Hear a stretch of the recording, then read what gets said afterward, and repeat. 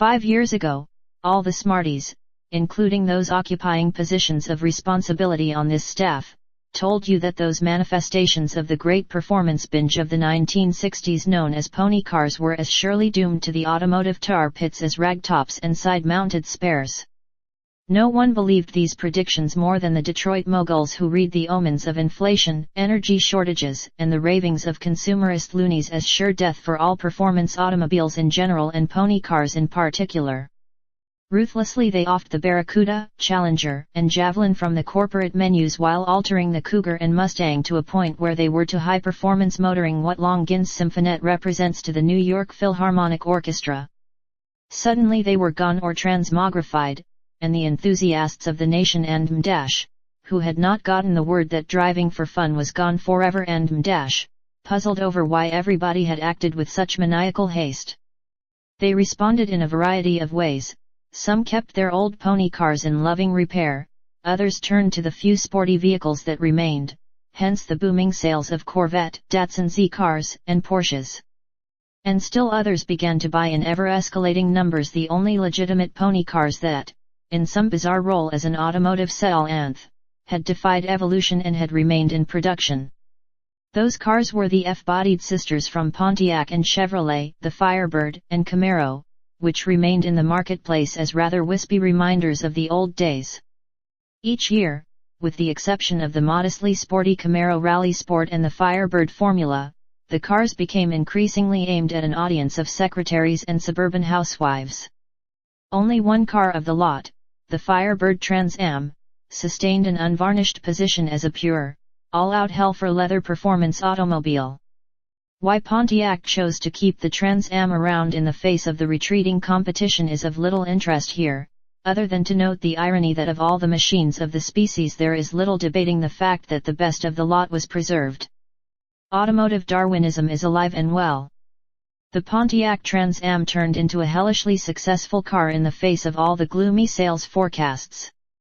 As the years passed it lost some of the brutal acceleration it enjoyed during its 455 Super Duty era, but that lapse in power was more than offset by steady improvements in suspension and running gear that created a delightful American 2+2 Grand Touring automobile.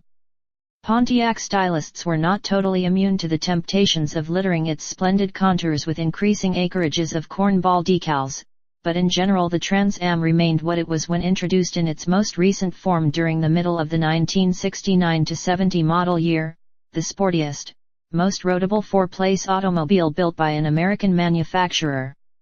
Then a strange thing happened. In 1976, Trans Ams began accounting for half of all Firebird sales. The surprise mini-boom did not escape the Motor City sales analysts and prompted attempts to cash in on what was considered a renaissance of the performance market. Perhaps the most spectacular and superficial effort came from Ford, where the Mustang II was decked out in garish paint and tape combinations to become the Cobra II.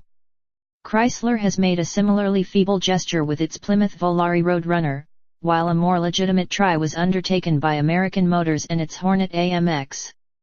But these are all stopgaps, designed to plug holes in the model lineup until proper performance machines can be created. Therefore the field was left to Trans Am in terms of anybody manufacturing a really honest sporting coupe in the mold of the old pony cars. Until now, that is, when Chevrolet unloads its all-new Z/28 Camaro on an unsuspecting industry and a delighted public. The Z/28 was last seen in 1974 when the power and speed that emanated from its light, high-revving small-block engine was in a state of seemingly terminal decline. Rather than let the proud name become just another plastic applique on the flanks of various ordinary cars and M-, as happened to the Pontiac GTO and Plymouth Roadrunner and M-, Chevrolet yanked the car off the market. Now it returns in a fashion that is sure to blow the lid off the entire world of fast automobiles and end, once and for all, the notion that Detroit and the American public have forgotten performance. We first encountered the automobile on the flat terrain of General Motors' Mesa, Arizona proving ground, where it appeared in the proud possession of Jack Turner, the Chevrolet engineer who headed the design team for the Z/28 project. It was hardly a dazzling visual sight, mainly because we were so familiar with the liquid lines of the Camaro after so many years, but the presence of spoilers fore and aft, relatively discreet decal treatment and custom wheels indicated that this was no ordinary machine. A few moments in the car, with Turner lashing furiously around a small test loop, removed all doubt.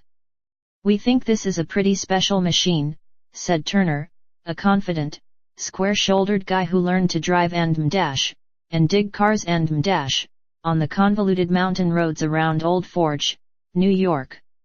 "I wanted a road car, one that was fun to drive, like the Porsche 924. We had a Porsche during the initial stages of this project, and we were really impressed with its handling. But frankly, I think this machine will run right with it." And then he accelerated to 105 miles per hour on a long straight and flung the Z/28 sideways. The car yawed to the left, its body rolling slightly, its steel-belted tires screeching angrily, then snapped back on course. Turner yanked the wheel hard right, and the car responded with the same precision. "I wanted a car with a lot of linear stability, one that would make really good transitions, both in lane changing and in hard cornering." After the car had returned to straight-line travel, we noticed that Turner had negotiated both brutal slides with one hand. Perhaps he had something here. But proving ground running can be deceiving. The surfaces are often billiard table smooth or unnaturally rough. Both can give invalid impressions of an automobile, so we fled the compound and headed for a stretch of bumpy, twisting mountain road running northeast away from the ragged collection of gas stations and fast food joints known as Apache Junction. There the Camaro revealed itself as a road machine of the first rank. Its 350 V8, operating through a catalyst and two small resonators but no mufflers, sang that special, keening song that issues only from good Chevy small blocks, while the Z/28 blitzed up the canyons and charged over the arroyos.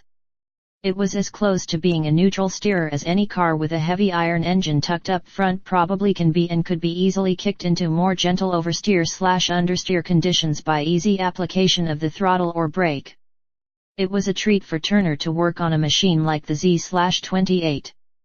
For the past 4 years he had been assigned to Chevrolet's new B-body intermediates, and it was he and his fellows who created the F41 optional suspension that makes large, solid-axle sedans handle like tiny sports cars. "There is only one way to make a suspension work, and that's out here," he said, gesturing at the blurred dirt banks and cactus. "I've worked with computers, and they'll only take you so far. Then you have to get out here and drive them. You take a lot of cars like this with big front sway bars, and when you drive them really hard you get bad understeer and the feeling that the front wheels are doing all the work. I like to feel the rear wheels working too. That's where this car really has an edge." Did he mean the Z/28 had an edge on the Pontiac Trans Am, the major domo in this field? "We're buddies with all the guys at Pontiac," said Turner affably, "but they are our rivals too. Sure, they are interested in what we're doing with this machine, and we've shown them most of what we've done. But not all of it. We've got some stuff in reserve.